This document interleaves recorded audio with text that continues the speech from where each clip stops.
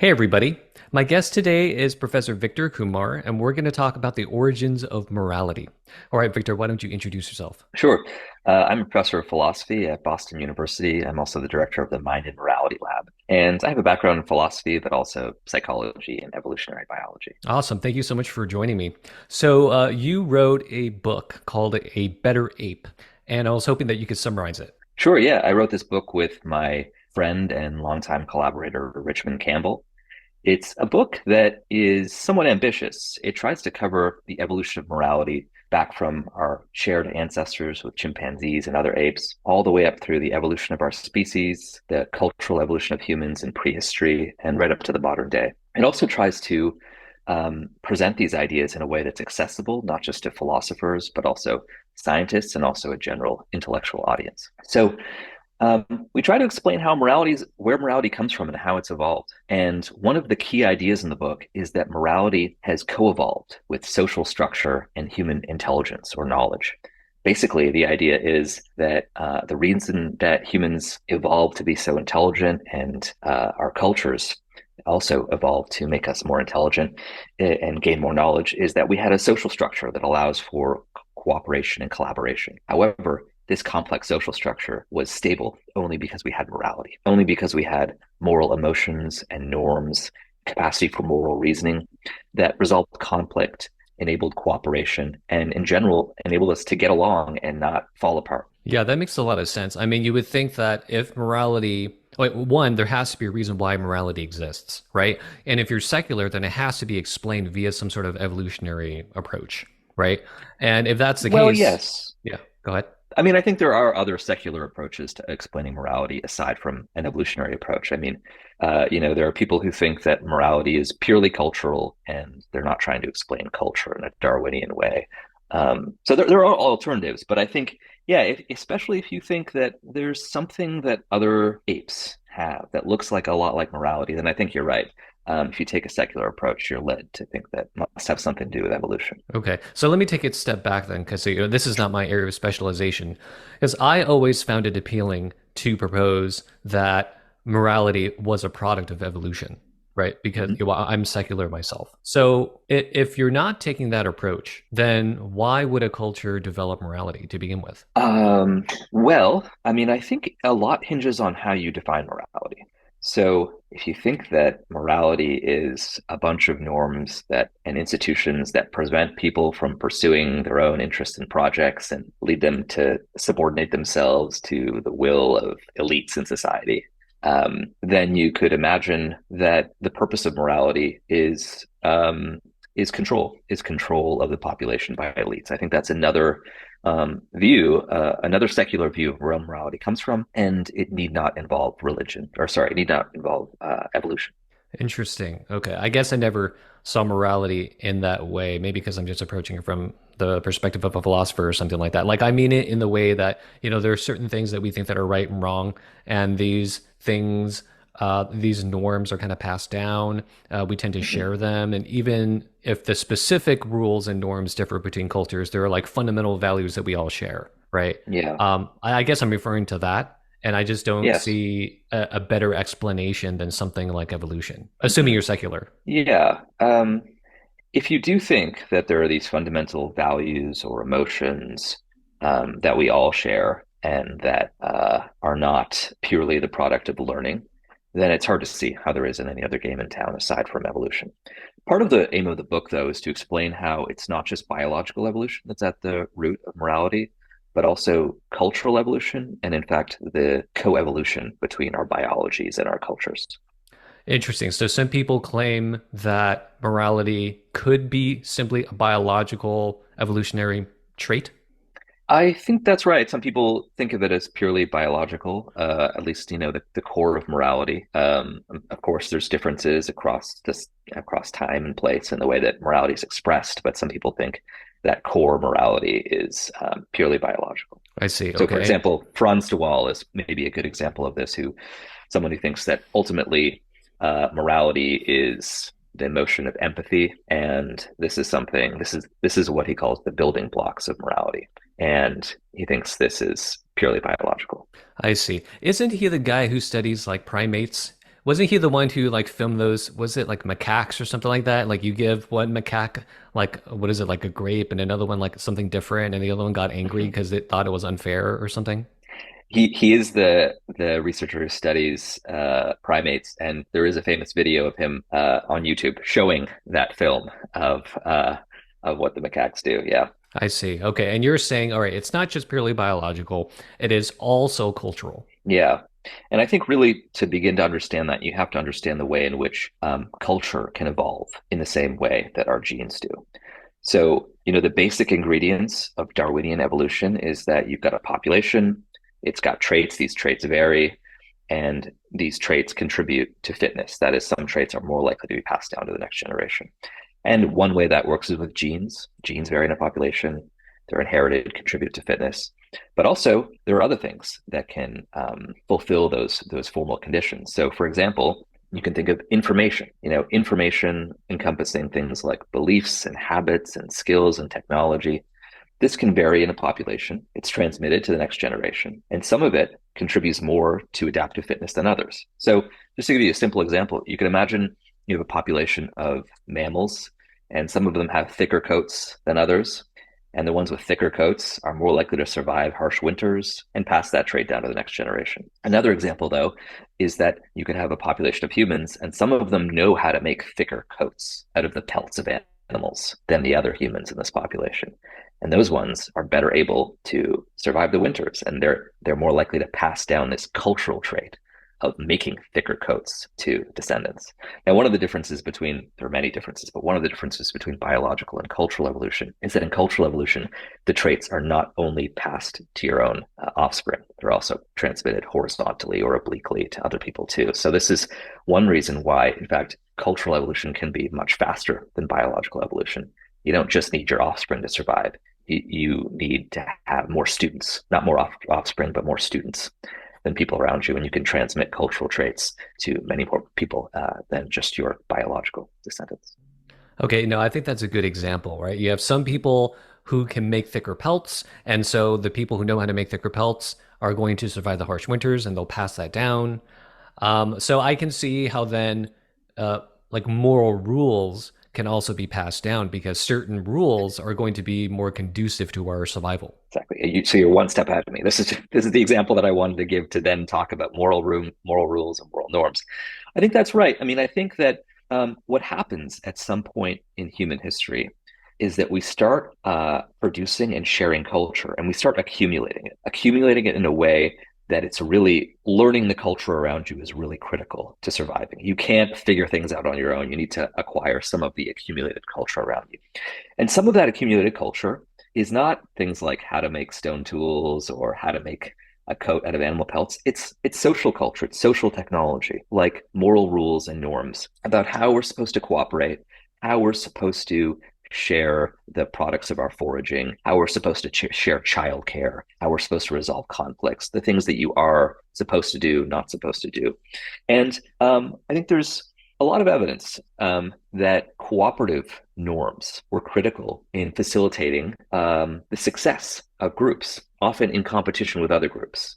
They might be in competition through things like warfare, but they might be in competition just through things like trying to survive the winter or trying to inspire other groups to copy them, because culture is transmitted not just to your biological descendants. So, yeah, at a certain point in human history, we start accumulating a complex system of moral norms, moral rules, and that's critical as much as technology and being able to cook food and so on. It's critical to our survival, and so it becomes transmitted preferentially. It becomes selected for. Yeah, that makes a lot of sense. Recently I've been like thinking about the rules that I teach my stepdaughter. So like the other day, I was taking her to school and she saw one of her friends and she like quickly ran up to her friends and kind of like got in her space because she was just so excited that she saw her friend. But I could tell that that the other girl, wasn't really into that. Like she felt Mm, like my stepdaughter invaded her private space. And I'm just like, hey, you gotta give people respect their space, right? That's mhm, something that mhm. I passed down, right? And that's Yeah, something that somebody else passed down to me, yeah, right? And it makes sense. It's like, okay, well, if you do something somebody else doesn't like, right, then they're not going to cooperate with you as much, right? They're not going to mhm, help help you as much and not going to help you farm or build that shelter or help, go to war with you. That's true. Yeah, yeah. And I think that, you're pointing to a really critical part of moral education, which is, and I do this with my own child too, who's almost 4 years old, is, well, how would you like it if your friend Zola did that to you? This is, a critical part of moral education is asking children to inhabit the perspective of other people and to understand it's, something like the golden rule, to asking them to think about treating other people in the way that they would want to be treated. And in fact, my co-author Richmond Campbell and I think that this is one of the first ways in which moral reasoning develops. A kind of moral reasoning that is about treating like cases alike. If I don't want to be treated that way, then maybe it's fair not to treat that other person that way either. And we think that this is, somewhat speculative, but we think that moral reasoning was also important in the survival of ancient human groups because we needed to figure out how to apply norms in new situations that we'd never encountered before. Okay, we're very good at sharing the meat from a hunt, but what if we come upon a new, unexpected source of food? Do we share this equally too? Or we are very good at resolving conflicts between members within our own group, but now we have to cooperate with this group on the other side of the river. Do we apply the same norms that we apply in our group to conflicts with people in that group? We needed reasoning to extend our norms to new situations and to resolve uncertainty. We don't know what the thing to do is in the situation. We need reasoning to extend our norms to resolve conflicts between norms and resolve social uncertainty so that we could have reliable expectations about what each of us do.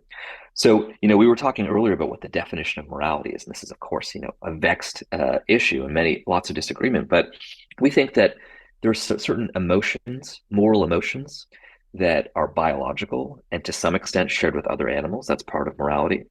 We think there's these moral norms, which are in part culturally transmitted. But we also think there's a culturally evolved practice of moral reasoning that is critical to morality in humans. And all of these moral emotions, norms, and reasoning, all of these are central ingredients of human morality. I see. So it sounds like what you're saying, though, that a lot of this depends on us having sophisticated brains, right? Because if we are to reason, we need the capacities to reason, right? To maybe abstract from our particular situation and apply these rules to other people, kind of look at things from a third person's perspective. So, Absolutely. so, are you saying that? I guess I'm not entirely sure if you're trying to give like a chronological account or a sequential account of like what happened first and what happened later. But like, is it plausible to say that we first developed our sophisticated brains and then we developed these moral rules, or did they develop at the same time, or like, what do you think? Yeah, that's a great question. And we are trying to give, a chronological story in the book of how different moral capacities evolved. I think that when it comes to the abstract intellectual capacities that you're talking about, I think it's useful to think of this as a kind of chicken and egg problem. There's like the famous question, what came first, the chicken or the chicken egg? And, I think this is often regarded as like, oh, a paradox, a puzzle. What could it be? But in fact, we know the answer to this question. Biologists know the answer to the question, which is that neither of them came first. They both co-evolved from more primitive precursors.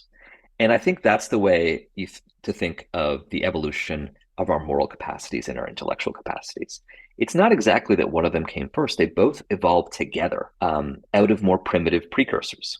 And the reason for that is that you can't, the reason humans became so intelligent and developed these abstract intellectual capacities is that we needed them to survive in complex groups. Once your environment becomes more complex, you need bigger smarts. You need to be more intelligent to navigate your social environment. And morality is critical for stabilizing that social environment. So basically, there's a kind of co-evolution between our moral and our epistemic or intellectual capacities that these kind of helped each other evolve. It's because morality helped stabilize our groups that we became more intelligent, but that allowed us to create even more complex social structures, which favored a more complex morality. So I think the right way to think about this is that they co-evolved together and they built each other up. Okay, let me take one step back. Okay. I guess I'm not seeing the connection between having morality and that leading to us being more intelligent as a species. Mhm. Can you explain that a little bit Yeah, more? sure, sure. And this is the like one of the central recurring ideas in the book. So there's a kind of puzzle about human beings and our evolution, which is why did we get so smart? Like if you compare human beings to other apes, our brains are bigger, but it's not just that our brains are bigger, they're denser, more folded, more neural connections, more plasticity. Also, human beings have longer childhoods and adolescences. This is something I know it's like a painful truth for me because I have children that are taking a long time to grow up. But again, this is a difference between humans and other apes. And so, one of the big puzzles about human evolution is why did we get so intelligent? This is a very expensive trait. It takes a lot of metabolic energy to build and maintain these large brains of ours, and to make children dependent on their caregivers for so long, to because they need to learn so much. And I think there's a lot of consensus about why it was adaptive for humans to become more and more intelligent. And the reason is that we started living in social groups for various reasons: to protect ourselves from predators, to obtain food together, to hunt together, to share in the responsibilities of childcare. But once you start living in a larger and more complex social group, then your environment has become much more complex. It pays to be more intelligent so that you can predict what other people are going to do, form alliances with them, manage conflicts, sketch out, build long-term plans that might span the course of years. There's a selective advantage to being intelligent when you are in a larger and more complex social group, and there was advantages to being in that kind of group because cooperation pays. So that's the connection between complex sociality and intelligence. Being in a complex social group favored intelligence, but that complex social group was not going to be stable unless we evolved moral emotions, moral norms, and the capacity for moral reasoning to manage cooperation, to resolve conflicts, to create a system of rules about how we can cooperate in a way that won't fall apart. That's why there's this connection to between moral capacities, intellectual capacities. Intellectual capacities benefited individuals trying to survive in complex social groups, and morality was critical to stabilizing those groups. Without morality, those groups would have collapsed. Okay, man, I wish we had like an evolution of biologists or something like that here because I feel like I have a lot of questions that border on, evolution of biology. So, Well, uh, you should ask me about them because actually, a large part of the book is about synthesizing work about moral and social evolution. So please ask me what's on your yeah. mind. So, I guess my first question is, doesn't it benefit a bunch of different animals to be in complex social situations, right? Other animals can help each other Mhm. out, help them hunt and help protect each other, right? So why didn't the same things happen to them, right? Like I always thought that at least my understanding of evolution, right? It's like, beneficial Mhm. traits get passed down. There's a random mutation. And when a random mutation just happens to be beneficial for this particular animal, it gets passed down. Whether or not it's considered, it is beneficial depends on the type of animal and the environment that it's in, right? It's all Mhm. about gene replication. Okay. So Mhm. let's say that you had, let's just take other apes. Mhm. I believe they have social relations, right? They're social creatures. So you can imagine them also benefiting from intelligence. But maybe the Mhm. story is, well, perhaps there happened to be not that mutation that we had that got passed Yeah, I down. don't I don't think it's that exactly. So first of all, the same type of process that I was describing did happen in other apes. Apes are also more intelligent and more social than many other mammals. Of course, there are other mammals too, like wolves and elephants, that the same process happened. They live in cooperative social groups. They are more intelligent. They have something like morality.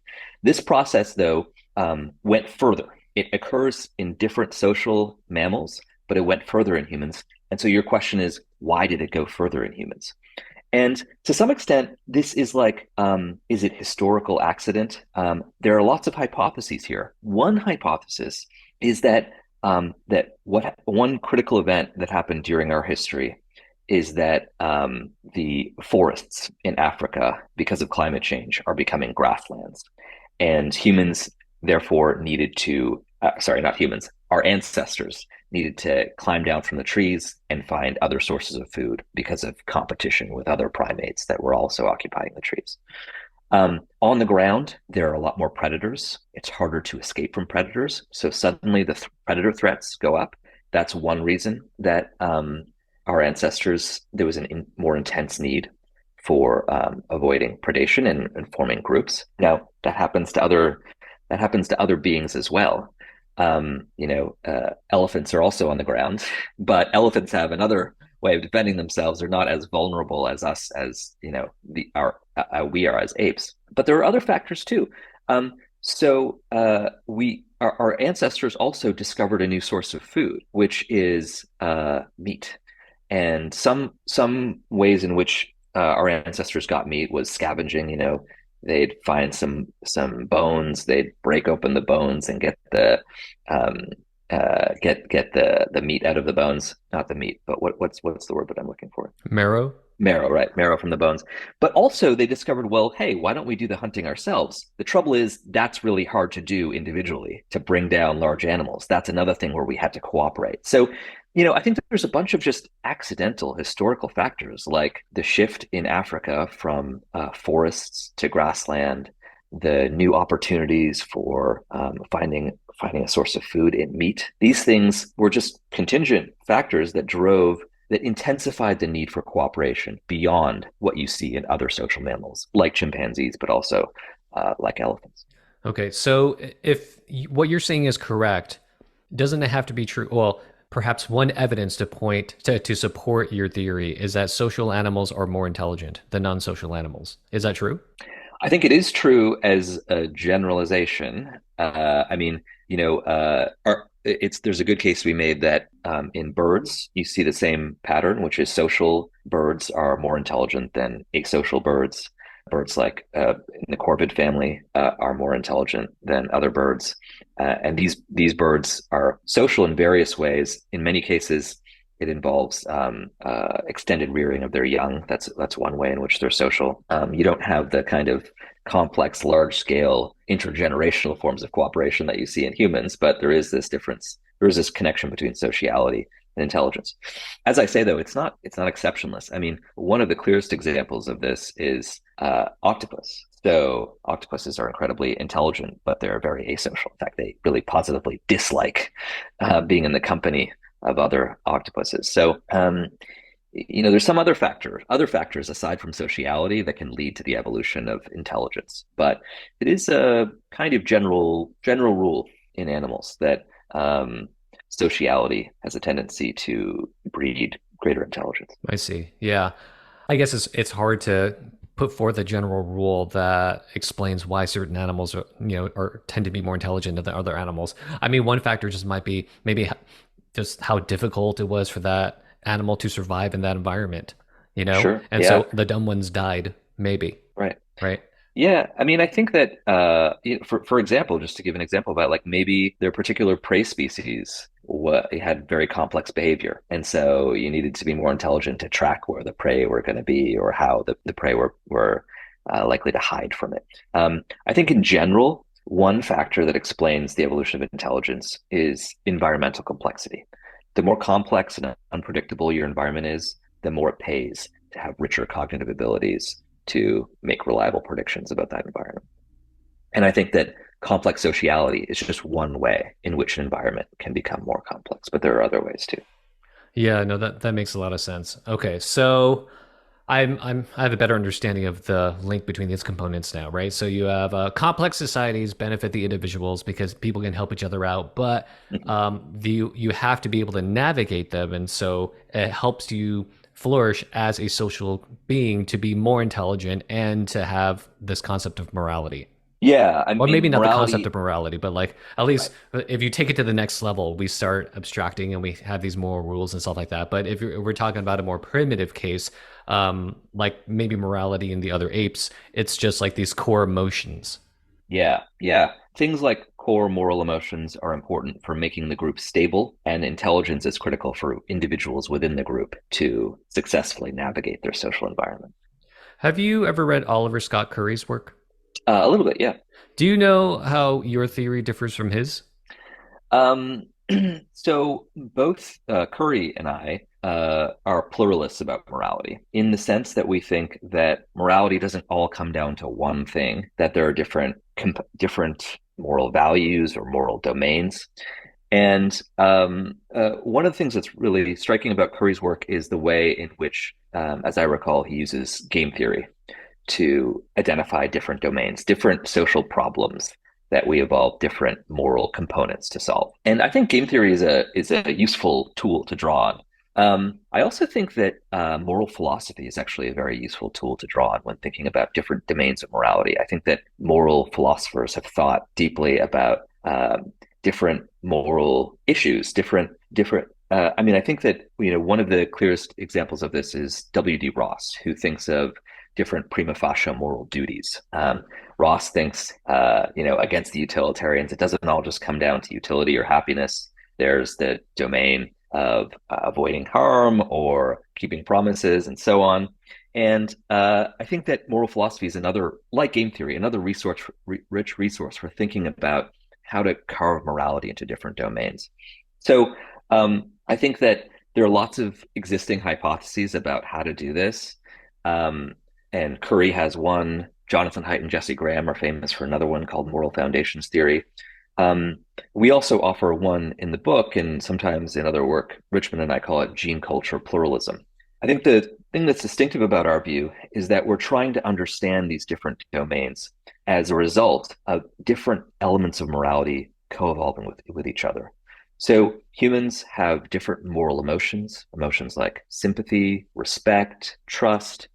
And our idea in the book is that you get different clusters of moral norms, these are the different domains, because they resonated with different moral emotions. So we, for example, have a domain of harm avoidance. That's part of morality, avoiding harm, trying to benefit other, take care of other people. And part of why we have that domain is because it resonated with the emotion of sympathy. But then we also have another domain, which we think of as autonomy norms. There's a cluster of autonomy norms, respecting people's autonomy, not trying to force them to do things they don't want to do. We have humans have a bunch of norms related to that, and we think that that evolved because it resonated with the emotion of respect, respecting other people, not trying to dominate them. So I think that I mentioned moral philosophy. I think that's a source that we draw on that Curry doesn't. But perhaps the more critical thing that we draw on that Curry doesn't explicitly draw on, as far as I know, is kind of the big theme of the book, which is to think about how genes and culture co-evolve in the evolution of morality. We think that moral emotions are this biological trait, moral norms are a cultural trait, and it's not like evolution produces both of them independently. They co-evolve over time. And so our emotions lead us to be drawn to and accept and transmit norms that resonate with them, that prescribe the same sorts of actions that our emotions lead us to engage in. So gene culture coevolution, I think that's the key source of evidence that we draw on that leads to our particular brand of moral pluralism that's different from Curry's and others as well. Okay. I'm not too familiar with Curry's work. I think I've read maybe a couple of stuff that he's written. I also interviewed one of the co-authors of one of the articles that they published. And I guess I want to get your thoughts on some other aspects of their work. So one of their claims is that morality can be kind of, well, hopefully I'm summarizing it correctly, that can be kind of broken down into these fundamental values. And these fundamental values can actually be combined to form other more complex values, right? So I think one of the projects that Curry is working on is trying to come up with some sort of periodic table of moral elements. I'm wondering like what you think Yes. about that. Yeah. So when I was talking about different domains of morality, I took that to be the same as these different values. Now, one thing that I have not thought about and I think is really interesting is to think about, as Curry has done with Mark Alfano and others, is to think about how these different domains of morality combine. And yeah, I think that's a really interesting and fruitful area of inquiry that I haven't pursued. Okay, that's cool. So it sounds that you both would agree that morality is a system of cooperation. Um, I sort of half sign on to that. I mean, the reason I don't fully sign on to that is because I think that, especially in the last few thousand years in human prehistory, that morality has acquired other functions as well. So I think human beings have come to moralize things that don't really have to do with cooperation, but have to do with things like domination. For example, I think there are a bunch of moral norms that have to do with authority. People think it's their moral duty to submit to authorities, and people think that other people think they have the moral right to dominate others. I mean, I think a classic case of this is the way in which sexism has become moralized. Men think that they have a right to women's labor, that the role of women is to serve men. So, and they don't just think that that is a matter of self-interest. They think that's the morally right thing for men and women to do. And um, part of why this has happened is because it's a long story in the book, but the short version of it is that after the agricultural revolution, humans started to live in larger and denser societies, ones that became much more hierarchical, partly as a result of the need to, decision, it's harder to make a collective decision when there's thousands of you. Somebody needs to have the authority to make decisions, but also there was an opportunity for elites to dominate and exploit other people, and that mainly involves wealthy men exploiting and dominating poorer people and women. And so there was an advantage. Societies prospered if they could dominate and exploit subordinate members of that society and use their resources to enrich the wealthy and the elite. That those societies thrived, and it's because they had moral norms that prescribed subordination of poor people, of women, that these societies. So I think that morality. One of the main functions of morality is cooperation, but I think, especially in more recent history, morality has acquired other functions as well. It also functions to reinforce domination and subordination. Interesting. So I think this gets back to an earlier discussion that we had, which is about what we mean by morality to begin with. So if Mm-hmm. you a society like that to me doesn't sound like a very moral society, or it doesn't sound like a very just society, even though Mm-hmm. it may be that that society tends to flourish more, Mm-hmm. right? And maybe Yeah. economically and whatever, just even when it comes to biologically, maybe they have more offspring or something like that. Maybe they're more Mm-hmm. stable when it comes to, protecting themselves from natural disasters. Because Mm-hmm. once you start framing it like that, then morality, it has a different tone to it. Absolutely. And so, definitely, when I say that this society evolved certain moral norms, I don't mean in any way that that is a good society, even if it contributed to its success.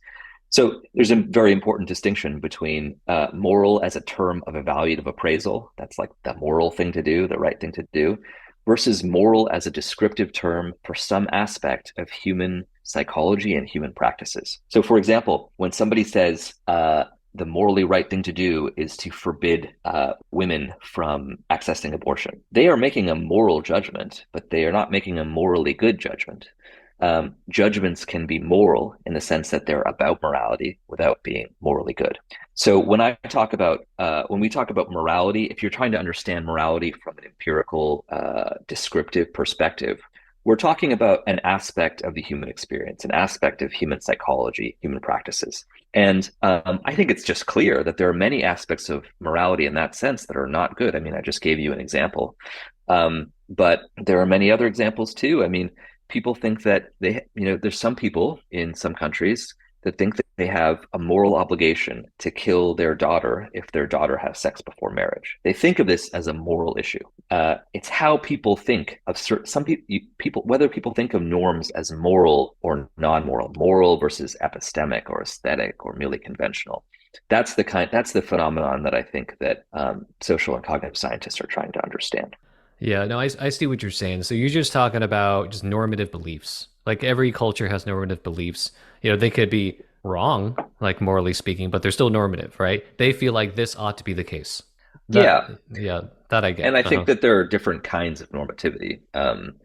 So, specifically, we're thinking about moral normative beliefs. But yes, exactly. Yeah, okay.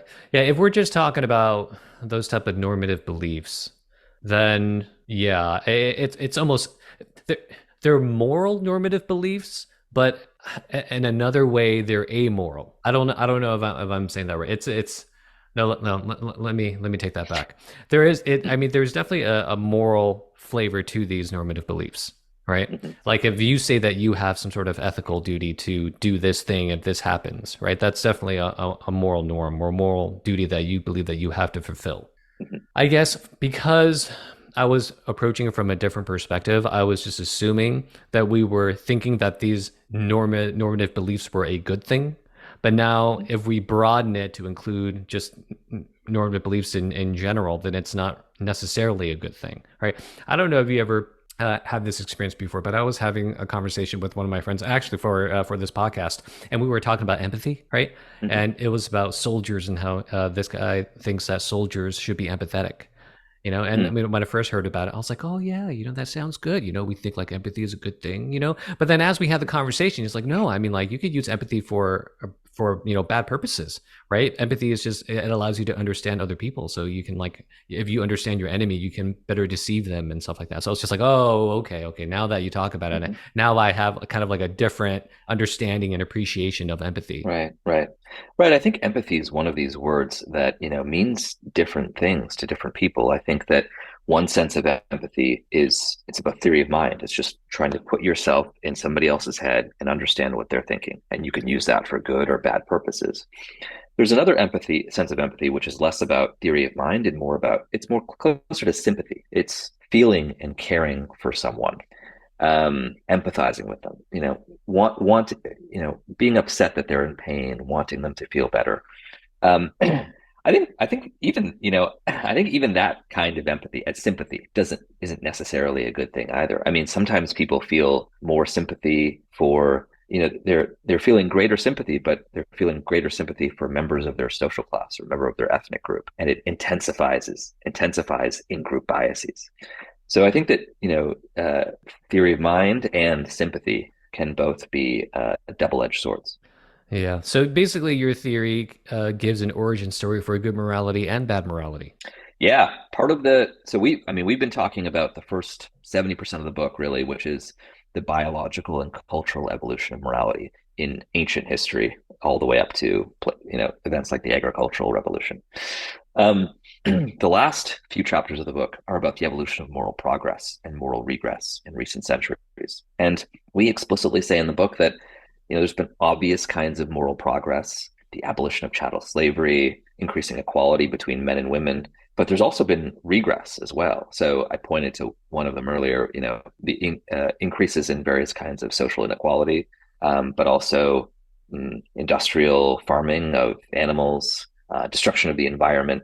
Part of what we want to do in the last half of the book is try to use some of the evolutionary tools that we've developed at that point to think about how social change happens, both in a progressive and a regressive direction. Okay, interesting. So you're giving a description of how our societies change morally. Yeah, a description. It is descriptive, but it's a description of how societies have changed in some cases for the better and in some cases for the worse. I mean, our evaluative perspective, as opposed to a purely descriptive one, comes into play in identifying changes that are worth having a putting more attention on. And we don't have any kind of big grand, I mean, explicitly reject the need for a big grand theory. What is moral progress? Do we need some definition that distinguishes progress from regress? I mean, I think it's much more tractable to just focus on clear cases of moral progress, clear cases of moral regress. Like, I don't know what, I don't know, I don't have any counterexample free definition of moral progress. And I don't think I need to know that the abolition of slavery is moral progress, that greater equality between men and women is moral progress.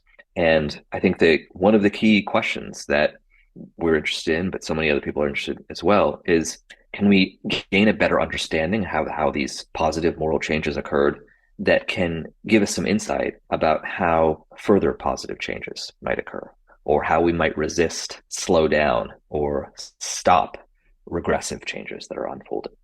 Do you talk about the expansion of the moral sphere at Yeah, all? we do. So I mean, there's kind of two. There's a chapter that's called inclusivity, which is about the expansion of the moral circle, and then that's followed by a chapter on equality, which we think is about another kind of moral progress. It's not about expansion of the moral circle, but about the reduction of unjust social inequalities, basically the elimination or reduction of relations of domination and subordination. Interesting. But So, yes, we I, if I were to use hand gestures, one is this, right? The expansion of the moral yeah, sphere or circle, and the other is this, a reduction in inequalities. I love That that. Yeah. and that, right? Hmm. And I can do an interpretive dance of your book. Um, so, so what I'm thinking right now is that there are a couple of different projects, right? And you're mainly focusing on one. But perhaps, like ideally, what I would want is some sort of combination of the two, right? So the one that your project is, it sounds like cultural, somewhat similar to cultural anthropology. You're giving like moral anthropology, the origin story of how morality developed, right?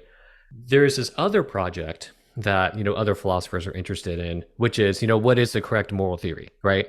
And some philosophers try to ground their proposal of this objective moral theory into on some sort of like nature account, Hmm. right? Like they try to ground it on some sort of empirical claim about perhaps like how morality developed, Hmm. right? It was so Yeah. I, I'm not sure if I'm explaining that correctly, but I feel like No, totally. that it sounds very appealing to. I mean, it sounds appealing to me, right? Because one, again, I'm Hmm. secular, so I can't ground it in God, right? Hmm. I think I am some sort of moral realist. I haven't thought too much of metaethics, but it sounds plausible to me. So then the question is, well, how do you ground it objectively, Yeah. right? Yeah. And I know a lot of these, like moral naturalists, right? They want to ground it in the nature of the species, right? So they're kind of Hmm. like making this is ought move, but in a way that isn't fallacious, right? Hmm. And perhaps another way to do it is to kind of give this origin story of morality and have that ground objective morality. Hmm. Yeah, so you're totally right that this philosophical project of trying to come up with the right moral theory and then grounding that moral theory in our evolved nature is not part of what we're doing in the book. We are doing philosophical work in the book. So part of the idea of the book is to pursue a kind of non-ideal theory of social change, which is like, how do we come to know moral truths about morality? It's kind of naturalistic moral epistemology. But I mean, let me speak for myself and not my co-author because I'm not sure about this. But I'm intensely skeptical about moral theory. We've been doing moral theory for thousands of years, and I think we've got approximately nowhere in terms of achieving more consensus about what the ultimate moral truth is. Um, so yeah, I mean, part of the issue, if you're going to try to ground morality in our evolved nature or moral evolution, you need to have some determinate account of what the moral principles are. And I just think that this is of all the areas of philosophy, it's one where the least progress has been made. And I'm really skeptical that any progress will be made in the future. And part of that is for reasons that we give in the book that morality is inherently pluralistic. You can't boil it down to one or a few principles. It involves a multiple set of principles. Multiple sets of moral norms. These norms are interpreted differently in different places and times. They conflict with each other, and it's hard to know how to resolve those conflicts, whether there is any truth about how to resolve them. Different people resolve them in different ways. And I just think morality is this huge mess. And we philosophers have this need for intellectual simplicity. And we want to boil all of this mess down and give a theory that can explain it all. And I just think it's impossible. And so there's this precondition for doing the kind of evolutionary naturalism that you were talking about, which is you got to get the theory and then show how the theory is grounded in human nature. I just don't think that theory is forthcoming. Does your theory have any implications regarding which norms or beliefs we ought to change? Because if you placed a lot of value in the fact that there are reasons why we have the beliefs and norms that we have. If we didn't have these norms or beliefs, we would be dead. We wouldn't have survived as a Yeah, society, right? And so yeah, perhaps more conservatives, conservative thinking people are going to place value on these rules and norms and beliefs and be like, look, there's a reason why we have these beliefs, right? yeah, We shouldn't change them. There's a reason why we put up these fences. Okay. If you want to mhm, tear down this fence, you better have a really good reason. yeah, yeah. Absolutely. I think you are exactly right that important strand of conservative thought that you find in people like Edmund Burke and others is potentially grounded by evolution, this kind of evolutionary thinking. Listen, we've got this complex set of norms and institutions that they persisted for a really long time. That's good reason to think that they're playing some important function. I think this was much more plausible hundreds of years ago than it is today, in part because we are living in a kind of, to some extent, post-scarcity world where the same kinds of dangers and threats are not around anymore. But we're also in a world where things are changing really fast. And yes, it's a good idea to defer to tradition if the tradition is a response to conditions that are still prevailing. But if the conditions are changing, then we can't expect our traditional norms and institutions to serve us well under the new conditions. So I think um, might have had a point. Conservatism might have had a point, up until the Industrial Revolution or so, when our industry and technology and science are dramatically changing the shape of our lives and really um, putting into doubt whether traditional norms and institutions still have a purpose. Let's explore that a little more. One example that came to mind was the institution of marriage.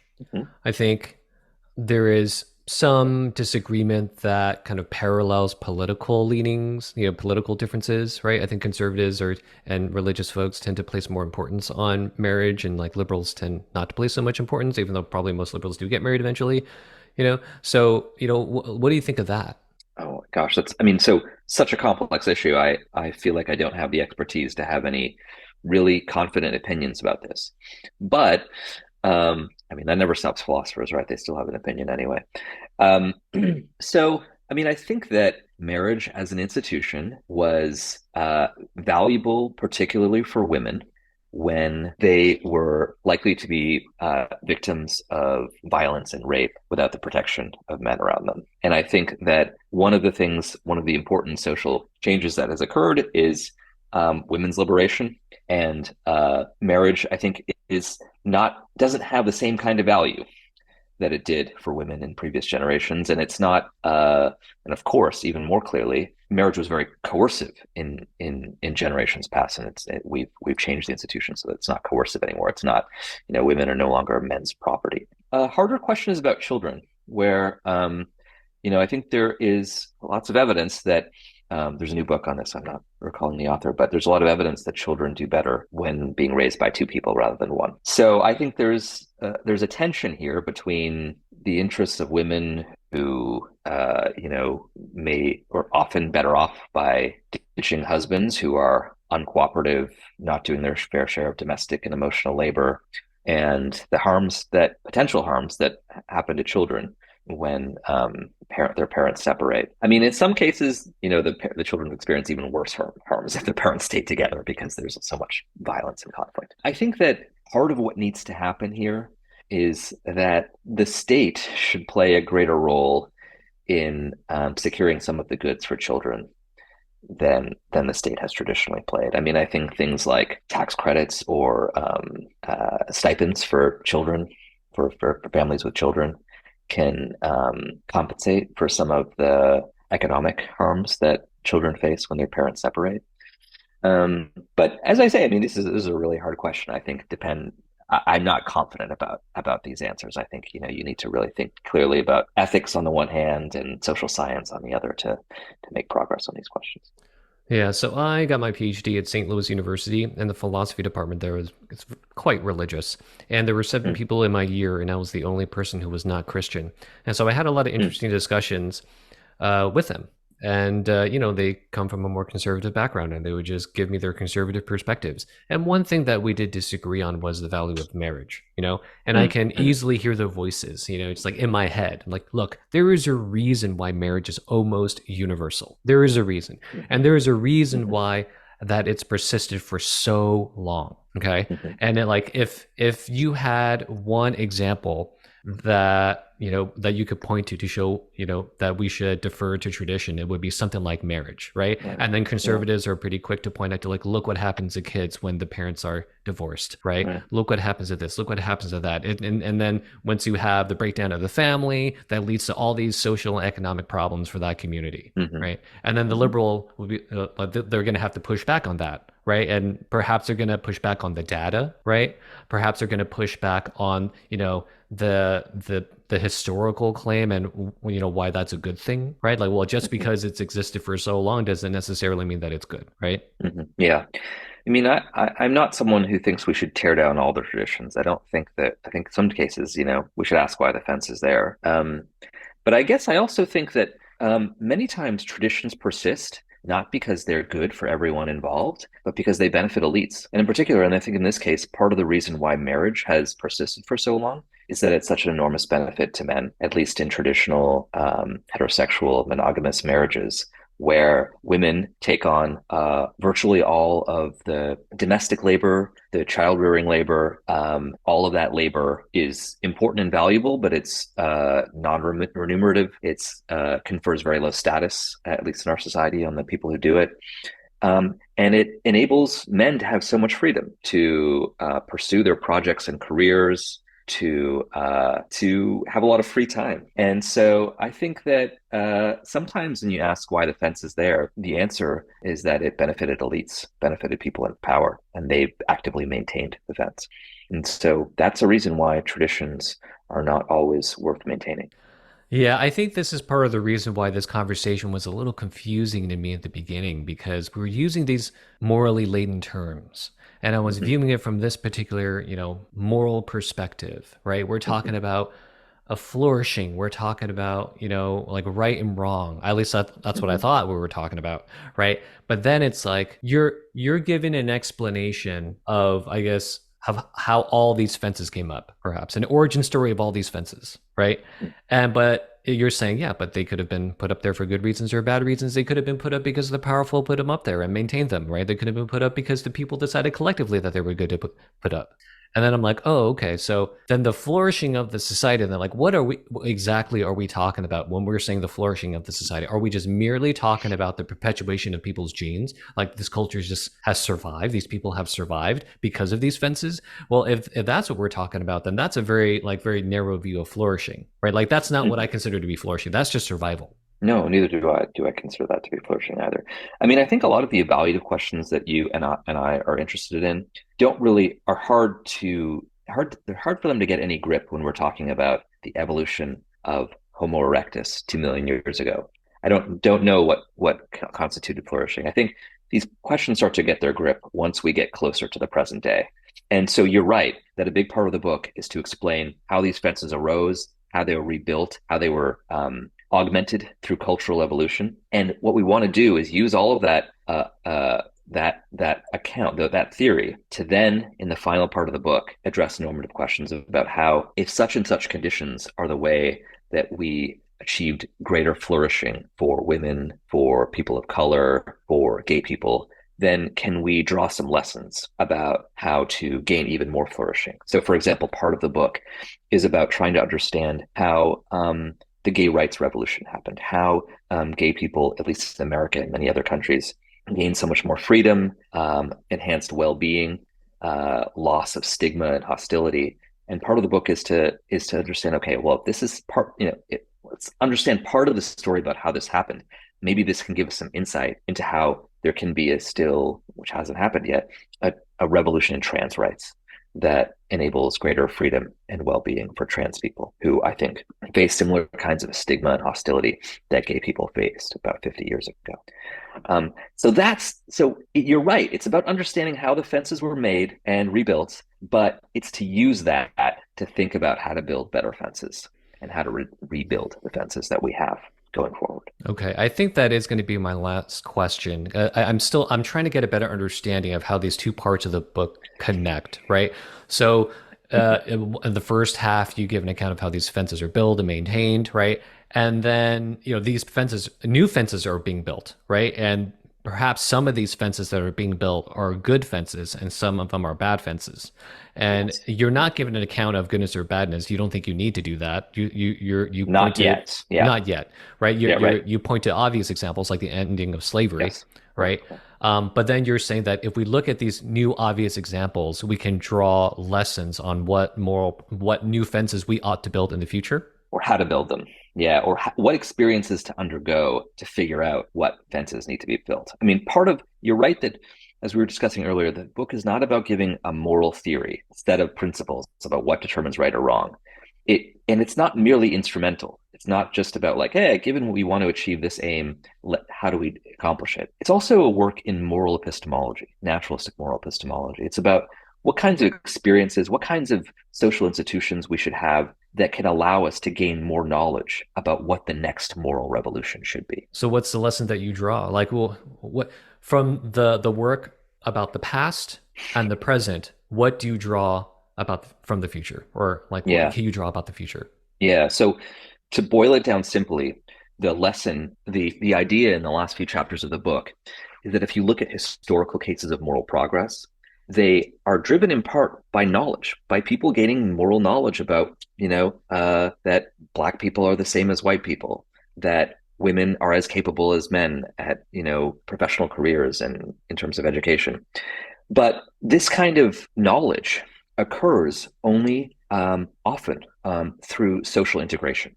Integration in the same spaces of black and white people, of gay and straight people, integration of social roles so that women are occupying some of the same social roles that men are occupying. And there is a kind of positive feedback loop between moral knowledge and integrative social structure, because this integrative social structure allows people to see what must be done. But once they see what must be done, then that leads to more integration. It leads to opening of opportunities for women in education and careers that they were denied, which leads to more moral knowledge.